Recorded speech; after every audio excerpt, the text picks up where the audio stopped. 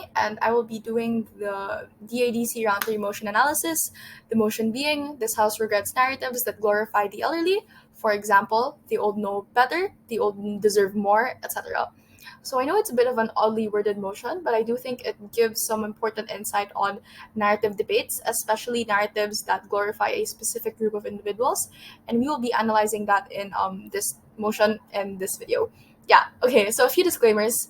The first is that everything I say in this video is my own opinion. If you hear things that are contradicting whatever I say, that's perfectly fine. You are free to pick and choose things you hear both in and out of this video to apply it for your own learning. I think that's quite a beautiful thing about debating. You're free to do those things.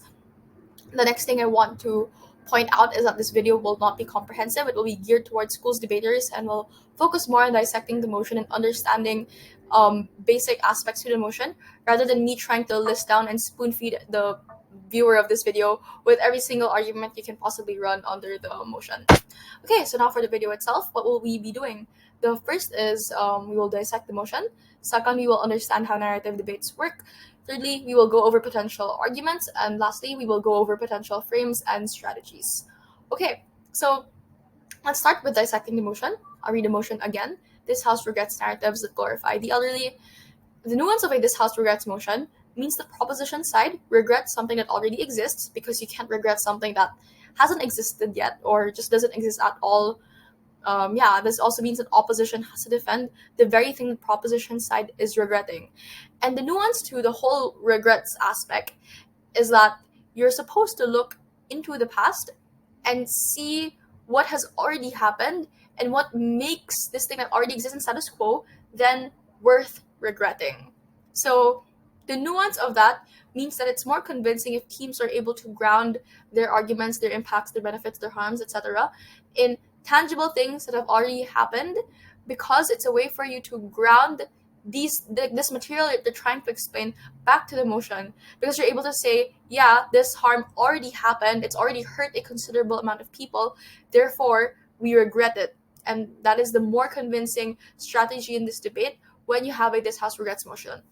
I think this is important to point out because in the round I judged in the ADC, both teams in the debate completely ignored the retrospective aspect to the motion and instead argued for potential future benefits that might accrue in the future as a result of this narrative. And obviously, there's still a way to credit these arguments, but it's less convincing when the motion is a this house regrets motion, where the more strategic thing to do would be to look back at what has already happened and ground those things back to the motion, rather than trying to look into the future and arguing things that could happen potentially. Okay, now let's talk about narrative debates. Narrative debates are very diverse. They often come in different shapes and sizes. Narrative debates will require you to defend a myriad of different things. Some might ask you to take the perspective of an average individual. Some might require you to look from the perspective of a social movement, etc. So there are different ways to debate narrative debates and different ways that these narrative debates might look, especially in different contexts specified in different motions.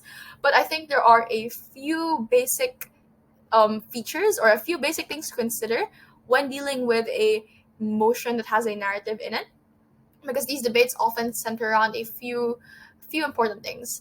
The first thing you must do when you see a motion with narrative in it is to consider the factors surrounding the narrative. And what is a narrative exactly? Well, a narrative is something, it could be a widely held societal belief, it could be an understanding of a way of life, it could be anything that is proliferated in society on a large scale. That makes it a narrative. That makes it something that people believe in and therefore change the way they behave or change their understanding, their attitudes, their beliefs, etc. So given the nature of a narrative, that it definitely affects a group of people and it definitely affects them to a certain extent, you have to consider then how people understand it as an individual. And for you to understand that, you'll have to think about who proliferates narrative. So for this to make more sense, let's look at the example of beauty standards on social media. Who proliferates beauty standards on social media? The narrative that you have to be a certain height, that you have to look a certain way, that you have to have a particular complexion or a particular facial feature in order to be considered beautiful. So those are examples of beauty standards. And let's look at how these narratives surrounding beauty standards are proliferated on like social media specifically. Well, they're proliferated by influencers who are paid by brands to promote their products.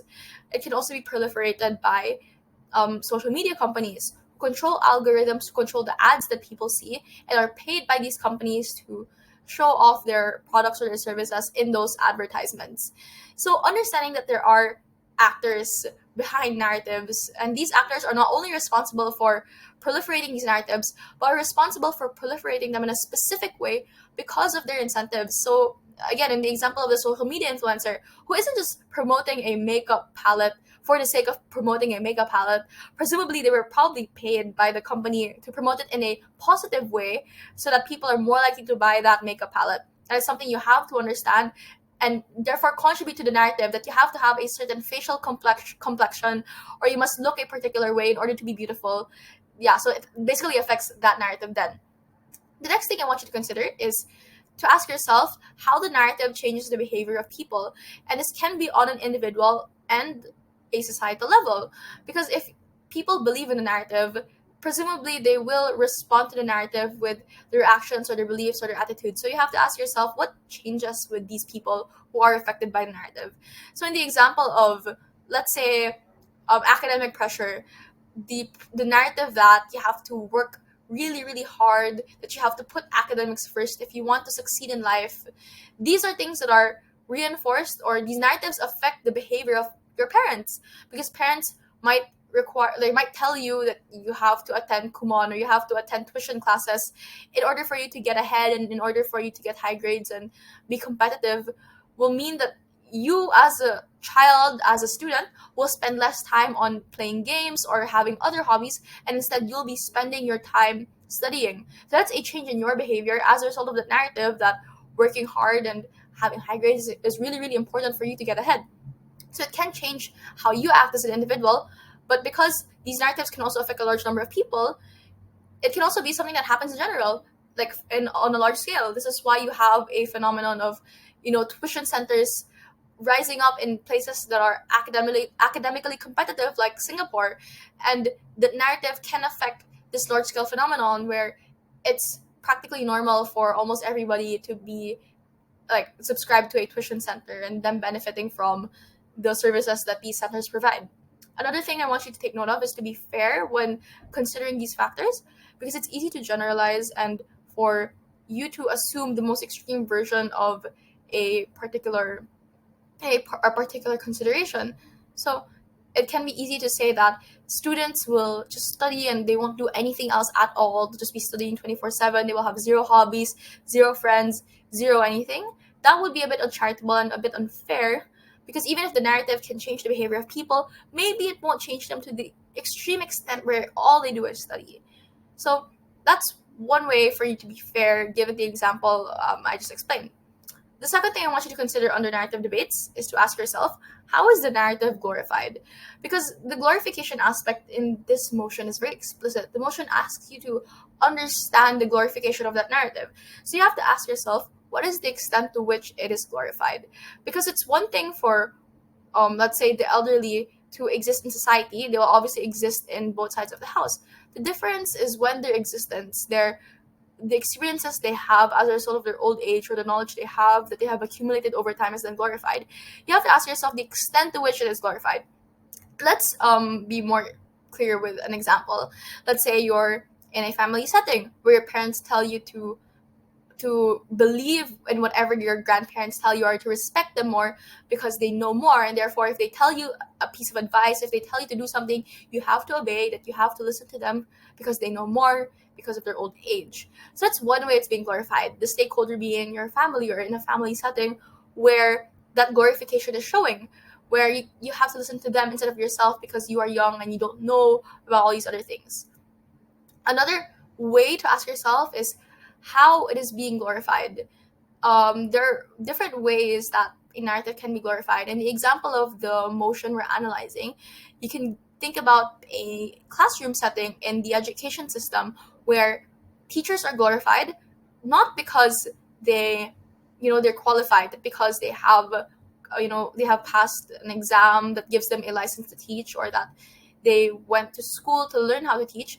Maybe it's because they're old. That's one way you can say that the narrative has proliferated. The teachers are glorified because they're older and therefore they know more than you as a student, rather than because a teacher is qualified for other reasons. It's also possible for you to say that this is why you put a premium on tenure, on educators who have longer years and more experience in a particular field, rather than just looking at their credentials absent that aspect of age. That's a thing you have to consider, and you have to be clear with as well, because when you're unclear with the extent to which something is glorified or how it's being glorified, then it's hard for teams to distinguish if it's actually being glorified in the first place, or if it's just any other narrative, or if it's something that happens on both sides of the house. And for you to avoid those messy debates, you have to be clear with the glorification aspect of the narrative. The last thing I want you all to consider in narrative debates is to ask yourself, what is the alternative narrative? So there are a few things that might happen or might be an alternative here. The first is the absence of glorification. You could say that there just won't be a glorification at all, or you could say that there will be a counter narrative, that another narrative will take place in the event where you regret a particular narrative. So obviously this will vary from round to round, and there's no one way to determine what the alternative is, other than just analyzing the motion and seeing what the most reasonable imagining of the alternative would be. This is why it's important to understand what the burdens are of your team in the motion. So let's take the example of the beauty standards on social media. Let's say you regret the proliferation of beauty standards specifically on social media. Then the alternative is probably going to look like beauty standards on traditional media like television and magazines and newspapers. It would be unreasonable for you as a proposition team to argue that the alternative is no beauty standards at all, because it is, assumed that beauty standards will always be existing for a few reasons. That beauty standards, or society's tendency to desire specific features, have existed and predate the existence of traditional and like social media. And these are things that generally happen in society, and therefore for you to assume on proposition that there will be no beauty standards at all would be quite unreasonable. So the more reasonable thing to do is to just assume that these beauty standards will proliferate in other ways outside of social media, that being traditional media. So that's it for narrative debates. Let's now move on to potential arguments for side proposition under the motion we're analyzing today. So for side proposition, you will have to regret the glorification. That is an explicit burden that the motion is demanding you to assess. You have to explain why you regret the glorification. But that doesn't mean that you just give the counterfactual. It means that you have to prove why the counterfactual is likely and why it's going to be better. And this is important because opposition will contest your counterfactual for sure. Because a good counterfactual from proposition is a counterfactual that supports the side of proposition, that makes their world look better. And of course, opposition doesn't want that. So they will give reasons for why the counterfactual might not even happen in the first place, or why the counterfactual is bad. And these are things you have to think about already in prep, so that you're able to explain why the counterfactual is likely while you give the counterfactual itself. Another thing you want to consider doing on side proposition is to give harms of glorification that make it regrettable, which is one of the biggest justifications you could possibly give, to say that in the past there have been tangible harms as a result of that glorification, and therefore that makes it regrettable. So these are basically these are the basic understandings of the proposition case that you can look at. Now let's look at side opposition for potential arguments. Opposition can talk about what the narrative actually looks like, because proposition will say, as we just explained, there will be harms as a result of that glorification, and that makes it regrettable. Opposition can say, you know what, it's not as bad as proposition says. This is actually what the narrative looks like, and that would help opposition in appearing more reasonable and in mitigating the worst harms that proposition is likely to push on their side. Next thing for opposition to do is to say that the proposition counterfactual is actually not preferable, and this can take place in a few ways. The first is to contest the existence of the proposition counterfactual. You can say that no, that's not the counterfactual at all. It's actually something different, and that something different is actually worse. Or you can just say that even if propositions counterfactual does happen, it's actually bad for XYZ reasons, or that this might result in impacts that we don't like. It might result in harms to a group of people. So these are things you can explain that occur on the side proposition to prove why the counterfactual is inferior to the narrative that you're trying to defend on opposition. The last thing you can consider doing is to think about the benefits of glorification that make it not regrettable. This would counter the harms of glorification the proposition is likely to bring up. So for you to explain that there have been tangible benefits in the past, or benefits that are important, mean that the harms seem less in comparison. So obviously there are different ways to weigh this out in terms of like framing and in terms of doing or pulling off a strategy in the round. But it's important to consider the benefits of that glorification that make it not regrettable. So all of these are just very abstract, very potential food for thought type of argumentation. So let's now look at actual material that you can possibly run under these arguments as part of a frame or as part of a strategy that could win you the round depending on your team. So let's look at this last part of the video. So frames and strategies. And when you look at the prompts I have put in these boxes, you have to ask yourself, why is this important? And why is this unique to one side? It's important to understand the uniqueness of an argument or whatever material you want to run, because you want to keep the benefits unique to your side, exclusive to your side, and you want to keep the harms exclusive to their side, exclusive to the side of the team you're trying to beat. Let's look at side proposition. Proposition can argue that the elderly are less open to change. This is important because the elderly are put in positions of power in most cases as a result of their experience and as a result of their knowledge. Obviously, if society thinks that you're more knowledgeable and you're more experienced, then you're more likely to get positions in society that are just of higher level, because you are seen as being able to make better decisions thanks to your experience and thanks to your knowledge. And when the elderly is less open to change, as a result of them having different worldviews and different lived experiences from what society is experiencing now or experiencing when these people become old, then the opinions they have will clash with the opinions of the newer generations. And that makes them less open to change because they just have fundamentally different experiences and different worldviews.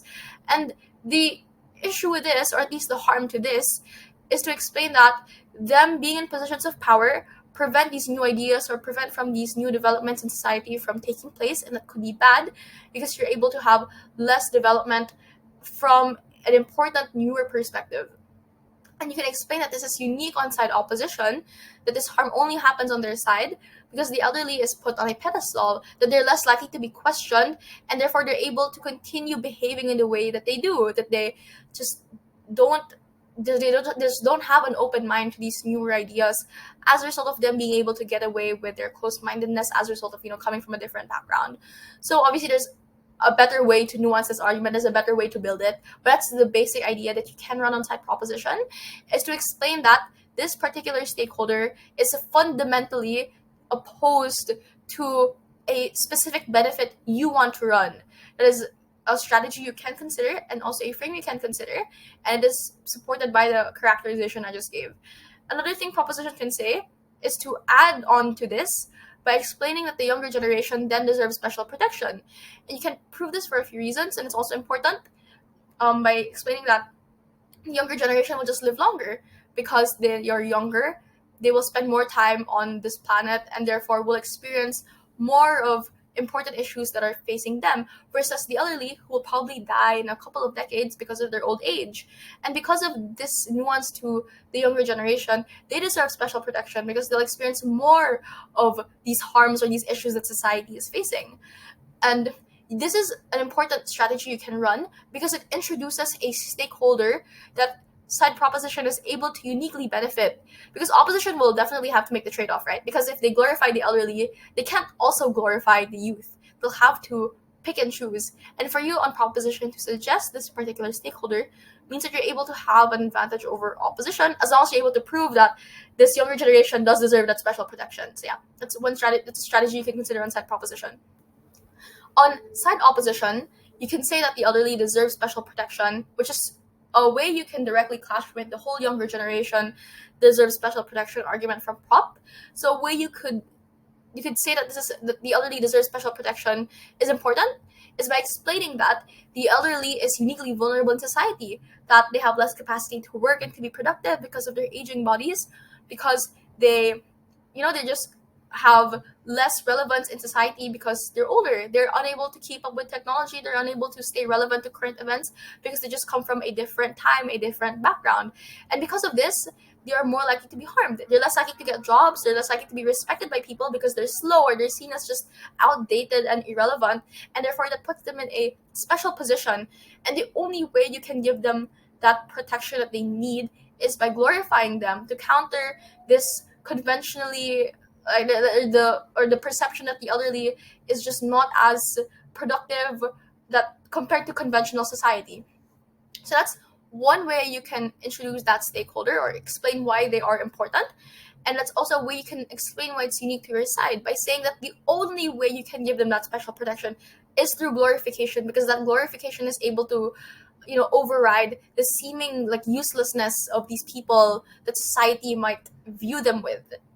Another thing opposition can say is that the elderly is important in the preservation of important values and or information.